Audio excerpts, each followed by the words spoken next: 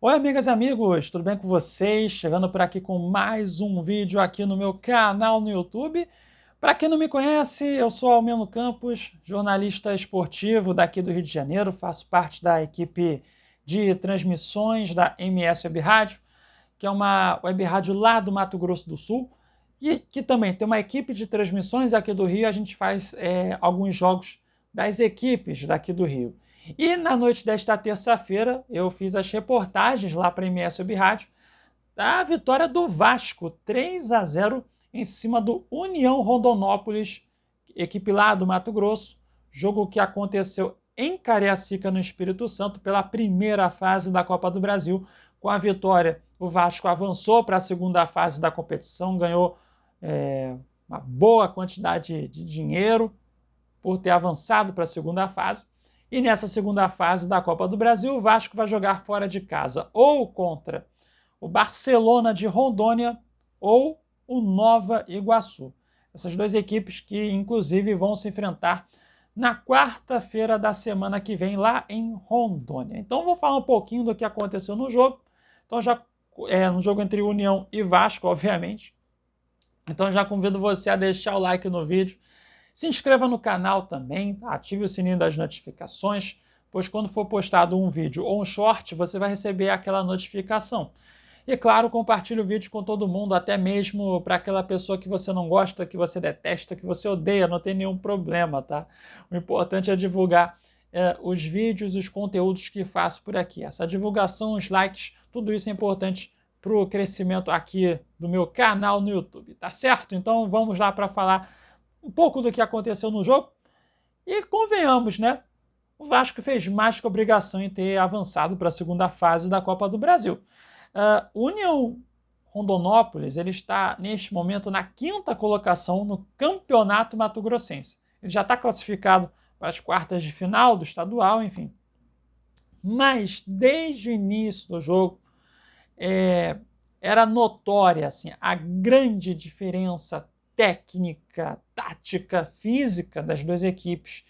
Até já desde o início, o Vasco vinha fazendo jogadas que não conseguia realizar. Alguns jogadores ali conseguiam fazer aqueles dribles curtos, né? Aqueles dribles rápidos de futsal, por exemplo. Coisas que não conseguiam fazer nos outros jogos, né? Contra outros adversários. Assim, e era tamanha a diferença técnica, física também, né? O Vasco ele teve um controle muito grande da posse de bola, o União que jogou mais para se defendendo numa formação de 4-4-2, 4 jogadores na linha de defesa, 4 no meio de campo e outros 2 jogadores, mas que nem pressionavam a saída de bola do Vasco, né? E deixava o Vasco ter a posse de bola, o União ficava mais postado na defesa, tentando se defender, tentando segurar os ataques do Vasco para tentar sair em contra-ataques. Essa foi a postura do União para tentar surpreender o Vasco. E aí, o que aconteceu nesta terça-feira, né, no caso, o Vasco teve o controle da posse de bola e o União se defendeu mais. Só que aí no último sábado aconteceu o contrário, né, que o Vasco na primeira etapa ele viveu um momento do que o União Rondonópolis fez nesta terça-feira, né? No clássico contra o Flamengo, o Vasco ficou muito mais na defesa, só que marcou mal, né? Também tem esse detalhe, né? E nesta terça aconteceu o contrário. O Vasco teve esse controle muito maior da posse de bola e o União Rondonópolis muito mais se defendendo, né? Até que na primeira etapa, gente, até pegando os números aqui, o Vasco, nas minhas contas, fez 7 finalizações, contra apenas uma do União.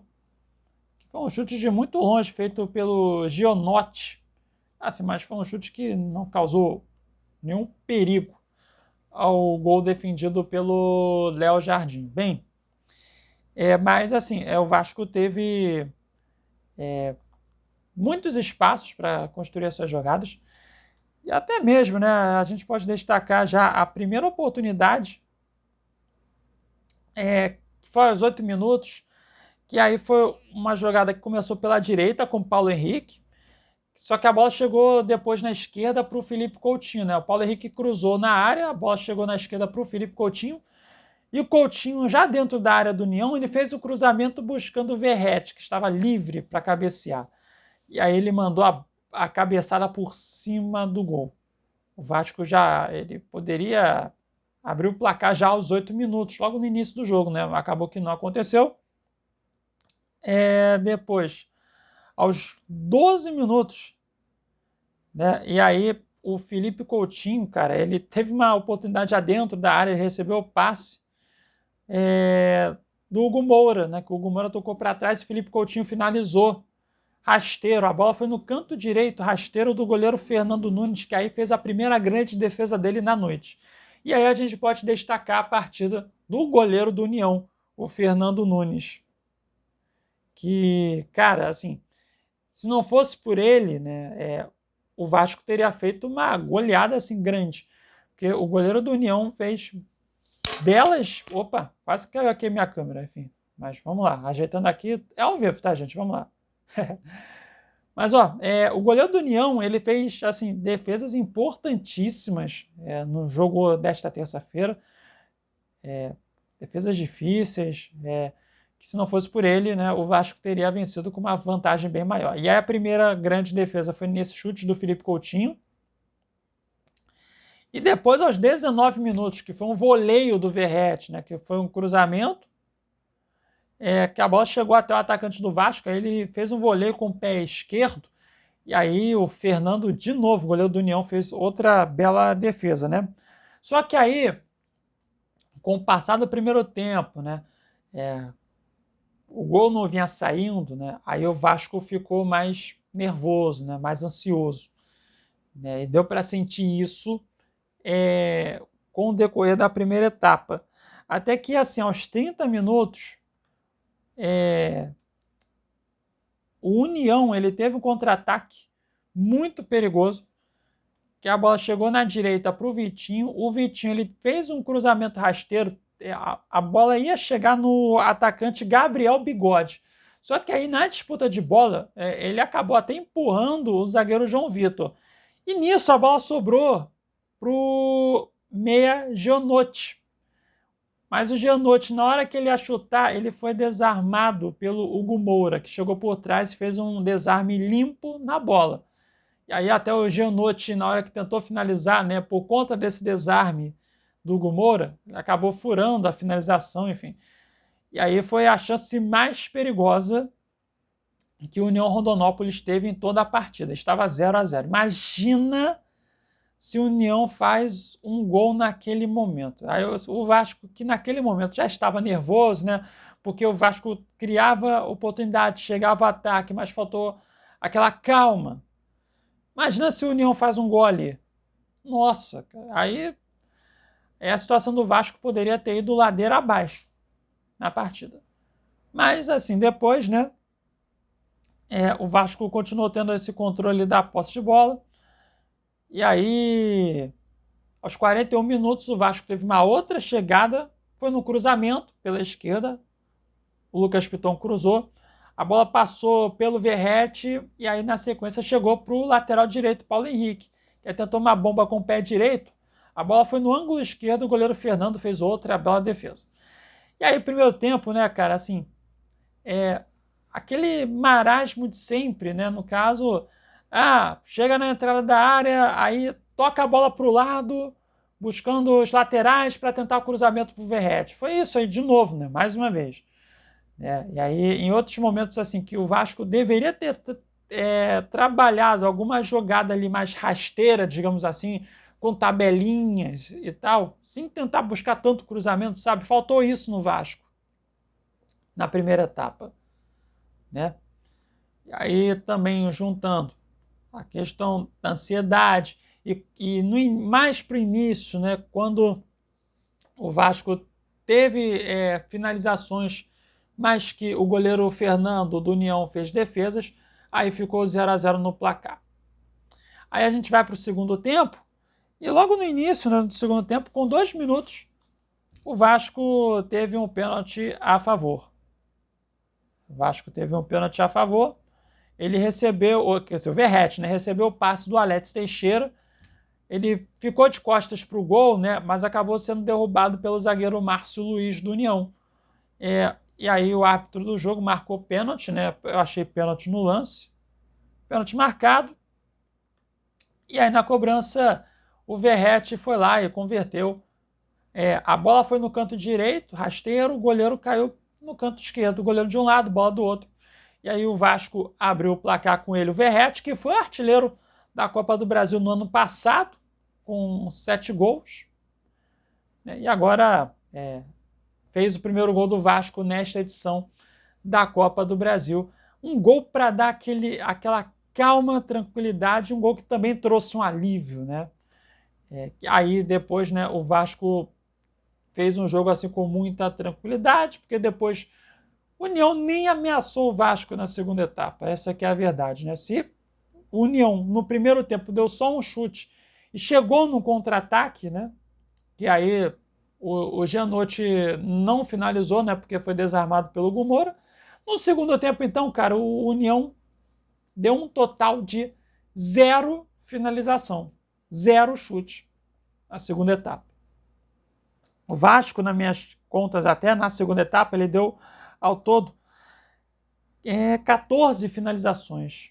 Estou virando para o lado aqui, que estou olhando aqui o meu caderno de anotações, né, que eu fiz na transmissão. Esse aqui é o meu caderno de anotações, ó. Eu anoto aqui tudo direitinho. Essa letra ruim, na verdade, mas está aqui, meu caderno de anotações do jogo. Enfim. Aí o Vasco fez 1-0 com 3 minutos. Aos 9 minutos, né, o Vasco teve uma outra chegada perigosa, né, o cruzamento do Piton, que partiu da esquerda, obviamente, para o Verratti. Aí o Verratti deu um passe para trás para o Paulo Henrique, mas aí acabou o chute do Paulo Henrique sendo travado pela defesa do União. E aí, né, por volta dos 20 minutos, o Fábio Carelli ele realizou 2 mexidas. Antes, no intervalo, o Fábio Carelli tirou o Matheus Carvalho para colocar o Tietê, né, para tentar dar uma dinâmica, uma movimentação maior no meio de campo, né? Só que assim, o Tietê não apareceu tanto assim no jogo, né, para variar. Só apareceu mais na jogada no último gol do Vasco, enfim. Mas vamos lá. E aí, aos 20 minutos, o Fábio Carelli tirou o Lucas Zuccarello e o Alex Teixeira. E aí colocou o Jean Davi e o Ryan. Aliás, o Ryan, que estava com a seleção brasileira sub-20, disputando o Sul-Americano sub-20, que o Brasil foi campeão da competição, inclusive, apesar do técnico Ramon Menezes, né? E o Ryan, que até antes de gravar esse vídeo, eu acompanhei um pouco da coletiva do técnico Fábio Carelli, e o técnico do Vasco, né, falou que o Ryan ele chegou na concentração só na tarde desta terça-feira. Então ele saiu da Venezuela, já se apresentou, né, ao Vasco nesta terça. Não teve assim um treino direito, né, com o Fábio Carelli, né, porque estava, né, com a seleção brasileira sub-20. E a entrada do Ryan e do Jean Davi, e também, né, o fato da equipe do União ter cansado, e isso acabou causando uma soma desses fatores para o Vasco ter crescido de rendimento na segunda etapa. Tanto é que eu falei assim, o Vasco teve ao todo, nas minhas contas, 14 finalizações na segunda etapa. Mais da metade acabou acontecendo para depois dos 20 minutos, porque o Jean Davi e o Ryan, eles deram um gás novo no ataque, deram uma melhora na movimentação do ataque do Vasco. E também pegando esse fator do cansaço do União, aí o Vasco cresceu de rendimento. E aí depois, né, acabou acontecendo a entrada do Payet no lugar do Felipe Coutinho, né? E aí o Payet que foi muito participativo no jogo, com pouco tempo, né, que esteve em campo até, mas ele acabou participando das jogadas, né, dos outros 2 gols do Vasco. Aos 36, numa jogada pela esquerda, que o Payet recebeu a bola dentro da área, E aí o Payet, ele acabou na sequência cruzando rasteiro, né? E aí o Ryan chutou com o pé esquerdo, né? Que é o pé bom dele. Aí a bola foi para o fundo da rede sem chance de defesa para o goleiro Fernando. Aí foi o 2-0 para o Vasco. Aliás, a jogada do segundo gol, né? Que o Piton deu o passe para o Payet, e aí o Payet deu esse passe rasteiro, cruzamento rasteiro, né? Para o Ryan finalizar e marcar o segundo gol. E aí o terceiro gol, que foi aos 43 minutos da segunda etapa. E aí, com o Hugo Moura, né? E foi mais uma jogada pela esquerda, né? O Ryan deu passe para o Jean Davi, o Jean Davi deu passe para o Payet, né? O Jean Davi ele esperou a passagem em velocidade do Payet. Aí o Jean deu passe para o Payet fez o cruzamento que a bola acabou batendo na parte traseira do Tietê. E aí depois a bola, na sequência, acabou sobrando para o Hugo Moura, que aí finalizou no canto esquerdo do goleiro Fernando, sem chance de defesa, 3-0. Só que aí na segunda etapa também, né, o goleiro do União ele fez também defesas importantes, né? Teve uma cabeçada do Verratti, foi que a bola no meio do caminho até desviou no zagueiro Benê do União, e aí o Fernando fez uma defesa muito boa.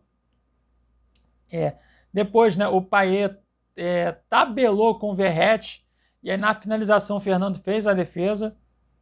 E aí também, né, acho que teve uma outra defesa também, né, que foi uma tabelinha, né, com o Coutinho, que aí o Ryan chutou da entrada da área, e aí o Fernando fez outra bela defesa. Enfim, foram defesas até importantes, né, que o goleiro do União acabou fazendo. Se não fosse pelo goleiro Fernando, o Vasco teria vencido com uma diferença bem maior, né? E como falei também, né, a entrada do Ryan, do Jean Davi, né, deram uma bela movimentação, né, no ataque do Vasco no decorrer do segundo tempo, né?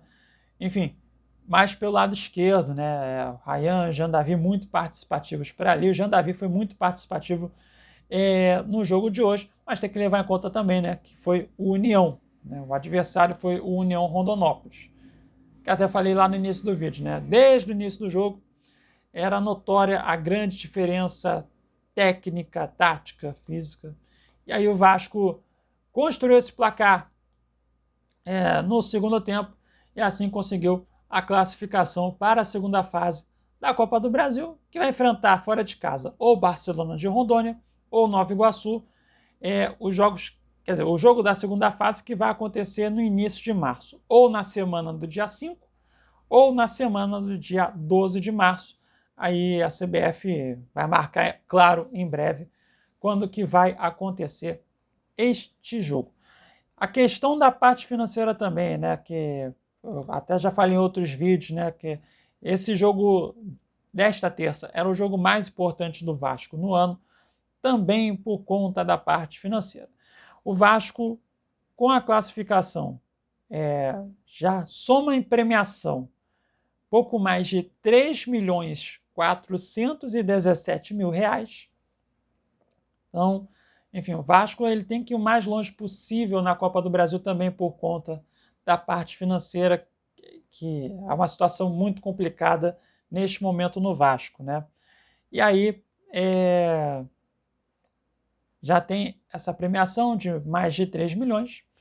E agora, passado esse compromisso da primeira fase da Copa do Brasil, o Vasco vai voltar as suas atenções para a última rodada do Campeonato Carioca, que agora, né, vai enfrentar o Botafogo neste domingo em São Januário. E aí, né, o Vasco, além de ter que vencer na última rodada, ele tem que também contar com, principalmente, com o tropeço do Madureira. E aí, acontecendo um tropeço do Madureira não ganhar do Nova Iguaçu e o Vasco vencendo, o Vasco garante vaga na semifinal. Só que aí ele vai ter que também contar com o resultado de um outro jogo entre Fluminense e Bangu. Porque se o Fluminense vencer com uma diferença de gols maior que a do Vasco, o Fluminense fica à frente do Vasco. Então, por isso que eu falei, né, que o Vasco, além de vencer, além de ter que derrotar o Botafogo, ele terá que contar mais com o tropeço do Madureira, né, que neste momento, Madureira é o terceiro colocado no Campeonato Carioca, o Vasco é o quarto. Então, neste momento, Madureira e o Vasco estão ficando com as últimas vagas para a semifinal do Carioca, né? E é bem provável, né, que o Vasco enfrente um Botafogo bem alternativo, uma equipe muito modificada por conta da Recopa Sul-Americana. O Botafogo fará o primeiro jogo da Recopa Sul-Americana contra o Racing da Argentina nesta quinta-feira na Argentina, e o jogo de volta que será na semana que vem, na quinta-feira da semana que vem, aqui no Rio de Janeiro, no estádio Newton Santos. Então é bem provável, né, que o Botafogo jogue contra o Vasco com uma equipe muito modificada, com uma equipe bem alternativa. Que o Botafogo, né, não está dando tanta importância assim ao Campeonato Carioca, já há algum tempo, essa que é a verdade. Então, né, é bem provável que o Vasco enfrente esse time alternativo do Botafogo. Agora, será nesse domingo, esse clássico em São Januário, falta definir o horário, né, até porque, né, até nesta terça-feira, a Federação de Futebol do Estado do Rio emitiu uma nota oficial informando que, a partir de agora, os jogos do Campeonato Carioca vão acontecer a partir das 6 horas da noite, por conta desse calor assim, impressionante que está fazendo no Rio de Janeiro nesses últimos dias, né? Então, por conta do calor, a federação tomou essa medida, muito também, né, por conta da pressão, né, feita pelos jogadores para essa mudança de horário nos jogos. E agora a gente também tem que aguardar a definição, né, da federação junto com as detentoras dos direitos de transmissão. E no caso do Vasco, né, o jogo no domingo, aí a federação tem que reunir com a Band, por exemplo, né, porque a Band, a princípio, vai transmitir esse jogo, esse clássico entre Vasco e Botafogo, e aí tem que ver quando é que a Band, quer dizer, em que horário, né, que a Band vai colocar esse jogo, né? Será que vai ser num domingo, 9 horas da noite? Pode acontecer, né? E não é nem só o jogo entre o Vasco e o Botafogo, né? Que tem outros jogos que serão importantes, né, para essas definições dos últimos classificados para as semifinais, né? O duelo entre Fluminense e Bangu, que o Fluminense está brigando também uma vaga nas semifinais. O Nova Iguaçu e Madureira, são duas equipes que também estão brigando por vaga nas semifinais. Também um duelo do Sampaio Corrêa contra a Portuguesa, né, porque o Sampaio Corrêa também está disputando uma vaga para a semifinal. Então são jogos aí importantes, né, para essas definições, né, e eles vão acontecer no mesmo horário, né? Mas aí vai depender do que a Band vai definir em relação aos jogos de domingo do Campeonato Carioca, no caso, para a transmissão do clássico entre Vasco e Botafogo, né? Então tem que aguardar essa definição em relação à Band e também nos jogos do sábado, né? Os jogos entre Flamengo e Maricá e Boa Vista contra o Volta Redonda, que aí no caso Flamengo e Volta Redonda estão disputando a primeira colocação, né? Que aí vale o título simbólico, né, da Taça Guanabara para quem terminar na primeira colocação ao final dessa primeira fase do Campeonato Carioca, né? E aí a Globo, né, que tem os direitos de transmissão na TV aberta no sábado. Então, assim, como os jogos vão acontecer na parte da noite, é bem provável que os jogos de sábado aconteçam às 9h45 da noite. Enfim, a gente tem que aguardar essas definições dos horários também, dessa última rodada do Campeonato Carioca. Bem, então termino por aqui esse vídeo, né, com quase 25 minutos de duração, falando um pouquinho da vitória do Vasco em cima do União Rondonópolis, uma vitória que foi mais que obrigação do Vasco, né, que acabou conseguindo a classificação para a segunda fase da Copa do Brasil. Então, se você ficou comigo até aqui no final, muito obrigado pela sua audiência, tá? Deixa aquele like, se inscreva no canal, ative o sininho das notificações, compartilhe o vídeo com todo mundo Em breve voltarei com mais um vídeo por aqui, tá bom? Beijos e abraços a todos e até a próxima, hein? Tchau, tchau!